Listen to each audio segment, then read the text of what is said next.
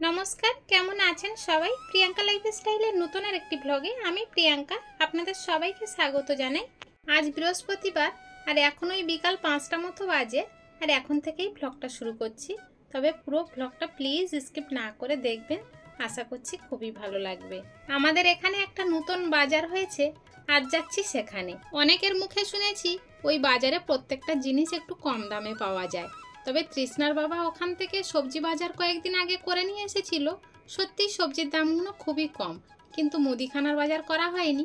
আর তৃষ্ণার বাবার আজকের ছুটি আছে, সেই জন্যই তিনজনে মিলে বেরিয়ে পড়লাম।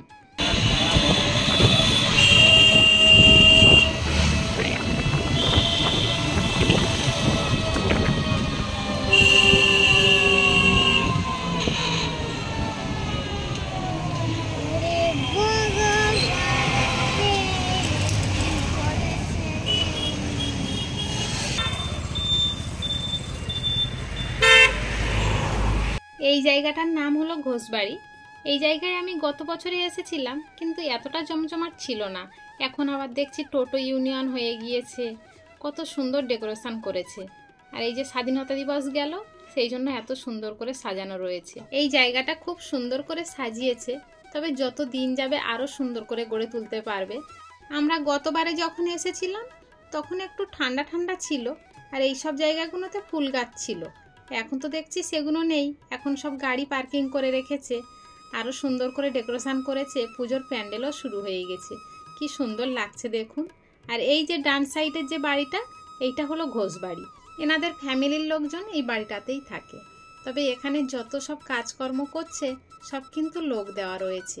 আমি যতটা শুনেছি 100 বিঘা জমি কিনে তারপরে এরকম একটা পরিকল্পনা নিয়েছে। তবে সব দিকে কাজ এখনো কমপ্লিট হয়নি, এক এক সাইড থেকে হচ্ছে। তবে যতটুখানি হয়েছে সত্যি মন কাড়ার মতো দৃশ্য হয়েছে। আর এই জায়গাতে আপনি সব সময় মানুষের ভিড় দেখতে পাবেন, 12 মাস কিন্তু এখানে একটা মেলার মতো চলে। আমরা কোনো মেলাতে গেলে নাগরদোলা থেকে শুরু করে বিভিন্ন ধরনের খেলার জিনিস দেখতে পাই, এখানে কিন্তু সেটা 12 মাস দেখা যায়। এখানে আসলে কিন্তু আপনি কোনো জিনিসের জন্য ফিরে যাবেন না, A to Z জিনিস আপনি এখানে পাবেন। আইসক্রিম থেকে শুরু করে ফুচকা, বাদাম ভাজা, এখন তো আবার সবজি, মাছ, মাংস, মুদিখানার দোকান সব কিছু হয়ে গিয়েছে। তবে গতবারে যখন এসেছিলাম তখন শুধু শপিং মল ছিল আর বাচ্চাদের খেলার জিনিস, পশু পাখি এগুলো তো ছিলই, আর এখনও আছে এগুলো। তবে আজকের সন্ধ্যা হয়ে যাচ্ছে, পশু পাখির দিকে আর দেখাতে পারবো না আপনাদেরকে। তবে এখন এখানে দেখছি সোনার দোকানও হয়ে গিয়েছে। এই দিক দিয়ে যে রাস্তাটা বের হয়ে যাচ্ছে ওইদিকে কিন্তু শপিং মল, সোনার দোকান, তারপরে যেসব বাচ্চারা কম্পিউটার শেখে বা নাচ শেখে এখানে কিন্তু ফ্রিতে শেখানো হয়, সেই সবগুলো এই সাইডে আছে। আর আমরা যে রাস্তাটা দিয়ে যাচ্ছি এই দিকটা রয়েছে বিভিন্ন ধরনের খাবারের দোকান, আর যে বাজারে যাব সেই বাজারটা রয়েছে। তবে এখানে নাগরদোলা, বাচ্চাদের বিভিন্ন ধরনের খেলার জিনিসও রয়েছে। তবে এখানে দিনের বেলাতে এলে কোনো আনন্দ পাওয়া যায় না, কিন্তু বাজার করতে গেলে তো দিনের বেলাই আসতে হবে, তাই না?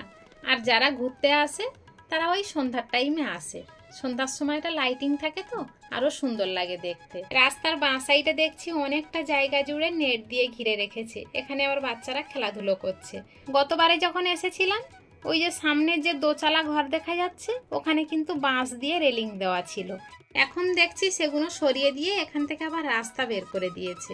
এই একটু আগে বলছিলাম না আপনাদেরকে বিভিন্ন ধরনের খেলার জিনিস রয়েছে।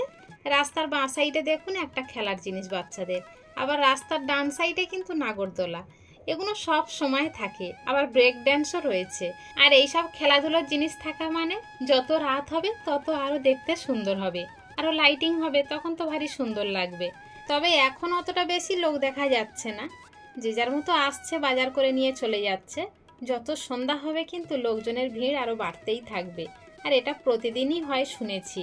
গতবারে যখন এসেছিলাম একটু সন্ধ্যা করেই বাড়ি গিয়েছিলাম, তো প্রচণ্ড ভিড় হয়েছিল। এখানে আপনি যতগুলো দোকান দেখছেন, সেটা ফুচকার দোকান হতে পারে, বাদামের দোকান হতে পারে, আইসক্রিমের দোকান হতে পারে, সব দোকান কিন্তু ঘোষবাড়ির মালিকের, উনি কিন্তু লোক দিয়ে এগুলো চালায়। চলুন, অনেক তো গল্প করে নিলাম, এখন চলে এসেছি এই বাজারের ধারে। রাস্তার বাঁ সাইডে যে কাঁচ দিয়ে ঘেরা রুমটা দেখতে পাচ্ছেন, এখানে বিভিন্ন ধরনের মুদিখানার জিনিস, চাল, আটা সব কিছু পাওয়া যায়। আর রাস্তার ডান সাইডে এটা হলো সবজির বাজার, মাছ, মাংস।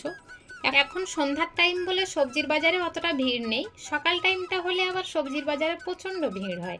আর মুদিখানার দোকানটা বাইরে থেকে দেখেই বুঝতে পাচ্ছেন কেমন ভিড় রয়েছে। চলুন তাহলে বাজারগুলো করে নিই।